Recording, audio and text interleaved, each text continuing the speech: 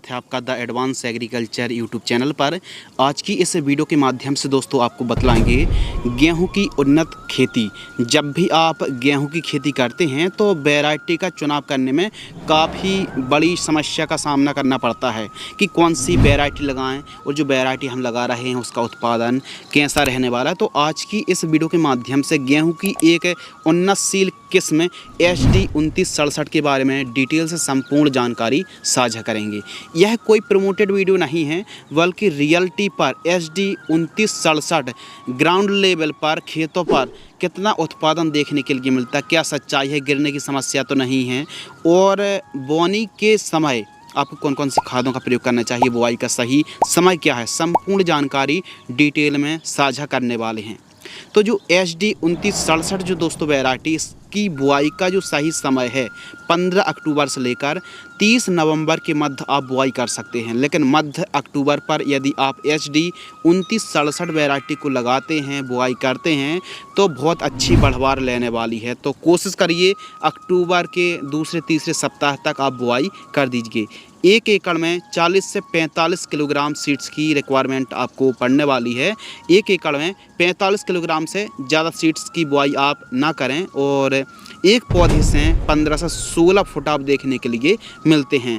दाना मोटा, वजनदार, चमकदार देखने के लिए मिलता है। खाने में काफ़ी ज़्यादा टेस्टी होता है, रोटी एकदम सफ़ेद आती हैं और मार्केटिंग करने में भी आसानी होती है।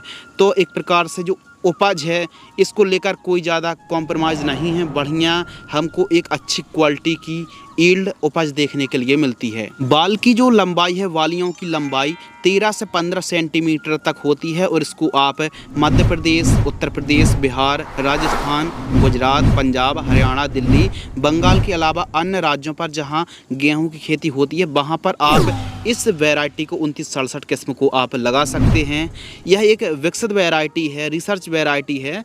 तो यह तैयार होने में अगर हम परिपक्व की बात करें तो बुआई से, वैसे तो मार्केट में कई लोग कहते हैं कि 120 से 125 दिन में तैयार हो जाती है, लेकिन एक्चुअली पर जब किसान भाई बुआई करते हैं तो इस वैरायटी पर ये मान लीजिए लगभग 135 से 140 दिन तक का समय लग जाता है। हो सकता है 15-20 दिन ऊपर नीचे हो जाए, इससे कोई समस्या नहीं है। 135 से 140 दिन का समय आप मान के रख लीजिए। पौधे की लंबाई 95 से लेकर 100 सेंटीमीटर तक होती है और 1 एकड़ में जो उत्पादन है 26 से लेकर 28 कुंटल तक आप 1 एकड़ से पैदावार निकाल सकते हैं। अब उत्पादन कई चीज़ों पर, कई फैक्टर पर डिपेंड करता है कि कैसी आपकी भूमि है, जलवायु, क्लाइमेट कंडीशन, जो वैरायटी आप लगा रहे हैं कितनी सूटेबल है, और साथ ही दोस्तों आप खाद और उर्वरक की कैसी पूर्ति कर रहे हैं, सिंचाई काफ़ी ज़्यादा, यह आप अंगेती बुआई कर रहे हैं, पछेती बुआई कर रहे हैं, कैसी सिंचाई कर रहे हैं, कैसी देखभाल कर रहे हैं, तो इन सभी फैक्टर पर उत्पादन डिपेंड करता है। हो सकता है उत्पादन घट और बढ़ भी सकता है। तो वैज्ञानिक तरीके से, व्यवस्थित तरीके से ही आपको खेती करनी चाहिए। पौधे से पौधे यानी सीड्स से सीड्स की दूरी 5 सेंटीमीटर और लाइन से लाइन की दूरी 20 सेंटीमीटर आपको रखनी चाहिए। ऐसा नहीं कि इसमें गिरने की समस्या नहीं है, गिरने की समस्या काफ़ी किस्मों में रहती है। तो यदि आप ज़्यादा नाइट्रोजन, ज़्यादा यूरिया की पूर्ति कर देंगे तो HD 2967 में कुछ किसान भाई बोलते हैं कि गिरने की समस्या भी है, यह रियलिटी है। लेकिन यदि आप एक काम करेंगे, जब बालियाँ निकल चुकी हों तो उस समय एक स्प्रेइंग कर दीजिए। NPK 19-19-19 ग्राम, घरड़ा कंपनी की चमत्कार 20 ml, 15 लीटर पानी में सिलिकॉन चिप को मिलाकर आप स्प्रे कर दीजिए। इसी स्प्रे में चाहें तो आप बोरॉन का भी, बोरॉन ले रहा है B20% वाली, तो इसकी क्वांटिटी आप रख सकते हैं 40 से 50 ग्राम। 15 लीटर पानी घोल कर स्प्रे कर दीजिए, गिरने की समस्या नहीं आएगी।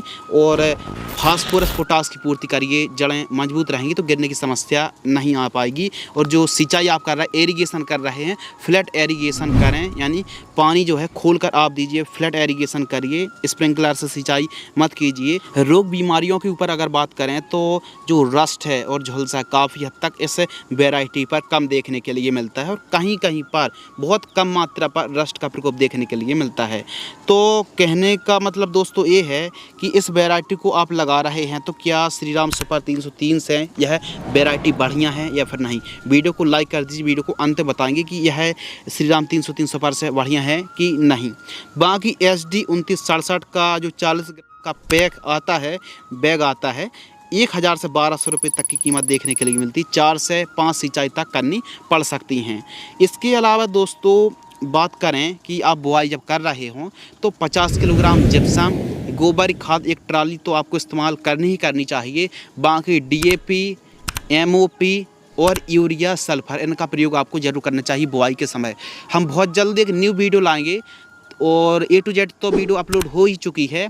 एक वीडियो लाएंगे जिसमें आपको डिटेल से समझाएंगे कि बुआई के समय कौन कौन सी खादों का प्रयोग करना चाहिए या फिर करने से एक अच्छा फ़ायदा देखने के लिए मिलता है। उसमें नाइट्रोजन भी होगी, phosphorus, potassium, sulphur, calcium, magnesium, boron जैसे पोषक तत्वों का हम समावेश करने वाले हैं। लेकिन हाँ, आपकी भूमि हल्की है और उत्पादन बहुत कम होता है तो फिर 2 से ढाई 3 क्विंटल आप सरसों की खली का प्रयोग जरूर करें बुआई के समय।